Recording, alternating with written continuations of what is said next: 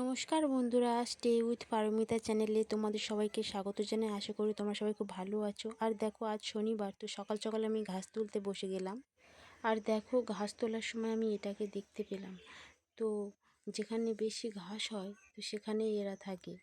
আর এই জোঁকটাকে এখন আমি ফেলে দিচ্ছি। আর দেখো কত ঘাস তুললাম, আর এদিকেও ঘাস ভর্তি, এই ঘাসগুলো তুলতে হবে। আর এমনিতে বাড়ির আশেপাশে ঘাস থাকলে দেখতে ভালো লাগে না, তার জন্যই ঘাস তুলছি। আর একে দেখো, সকালবেলায় এর কাজ শুরু করে দিয়েছে।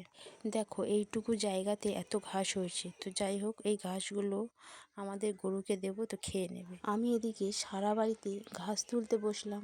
আর আমার মিষ্টিমাকে দেখো, ও সকালবেলা ঘুম থেকে উঠে ফুল তোলার কাজ শুরু করে দিয়েছে। আর আজ যেহেতু শনিবার, তো তোমাদের দাদাভাইয়ের ছুটি, তাই রান্নার চাপ নেই, তাই জন্য ঘাস তুলতে বসলাম। দেখো, এখন সকাল 8টা বেজে গেল, তো এখনও পর্যন্ত আমি ঘর মুছতেও পারলাম না।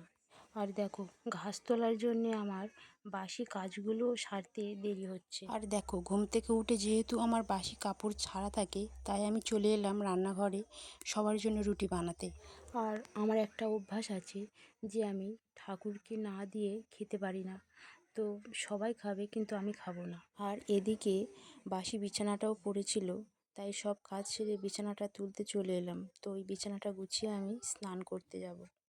আর এদিকে স্নান সেরে পুজোর কাজও সেরে নিলাম। আর এখন 12টা বাজতে যায়, তো আজকে আমার রান্না বসাতেও দেরি হয়ে গেল। তো যাই হোক, আমি রান্নাটা বসিয়ে দিলাম। আর আজকে আমি এই যুক্তি ফুলগুলো ভাজবো, আর সয়াবিনের তরকারি করব, আর এই পনিরের তরকারি করছি।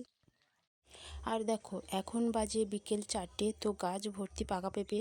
তো একটা পেঁপে কাটতে বসলাম। তো বন্ধুরা, ভিডিওটা ছিল আজ এই পর্যন্ত। যদি ভিডিওটা ভালো লাগে তাহলে লাইক করে পাশে থেকো, আর তোমরা ভালো থেকো। চলো, টাটা।